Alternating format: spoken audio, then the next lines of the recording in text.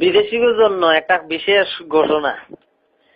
Dubai যারা বিদেশ করতেছে তাদের জন্য, দুবাই টু বাংলাদেশ একে বলে বিদেশ। হাইরে মানুষ কেন সবাই বিদেশ বিদেশ করে? বিষে দিতে একটু দেরি হলে যেন গায়ে আগুন জ্বলে। যদি বলি বিষে হয়নি, একটু ধৈর্য ধরো, তখন সে বলে সুদের টাকা একটু জলদি করো।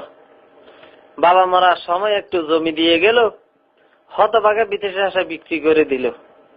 হঠাৎ করে এলো বিষয় টিকিটের টাকা নাই, বউর একটা হার ছিল বিক্রি করলো, তাই বিদেশ গিয়ে সানকোফাল তার সাচ্চা ভাইয়ের কাম পায়। দেশের ফ্ল্যাট মেলে না আর কিসে ভাত খায়, মেলে না আর সোনার পালং ছোট্ট জালি খাট, কোন রকম শুয়ে সে কাটিয়ে রাত। সকাল 5টায় শুরু হয় কাম, বিকেল 5টায় শেষ। 30 দিরহাম মজুরি, তার 1 ঘন্টা পায় রেস্ট। কষ্টে কষ্টে 5টি মাস হলো তারি পার, ডাব করলো দেশে টাকা 32,000। বউ তাহার আত্মহারা এত টাকা ভাই, সবার কাছে গর্ব করে জামাই ডুবাই। হঠাৎ করে কানন দিল ডুবাইয়ের সরকার, বাংলার মানুষ বাংলায় অফস নেই তোমাদের দরকার। দেশে যাইয়া প্রথম গোল্লি বেনসন করে নেতাগিরি, কয়দিন পরে দেখি তারে টানে আকিস বিড়ি।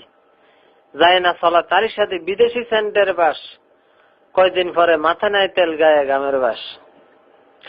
অথচ বিদেশ না গিয়ে 2.5 লাখ টাকা ব্যবসা করলে ঢাকা, দেশে থেকে কামাইতে পারে বিদেশি সে টাকা। করতো যদি সোনার ফসল 2.5 লাখ টাকা দিয়া, সুখী সংসার করতে পারতো আয়ের টাকা দিয়া। ছেলে মেয়ে মানুষ করতো, থাকতো একই সাথে, নো টেনশন নো ফুর্তি, ঘুমতো তার রাতে। নিজের চোখে দেখতে যদি কেউ বিদেশের হাল, বিদেশ আসার নাম লইত না কে ইহুকাল পরকাল।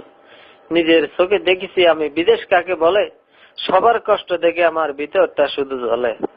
সবার কাছে এই অনুরোধ, কেউ না যাইও ডুবাই, জ্ঞান থাকলে দেশে ঘরে ডুবাইয়ের কামাই।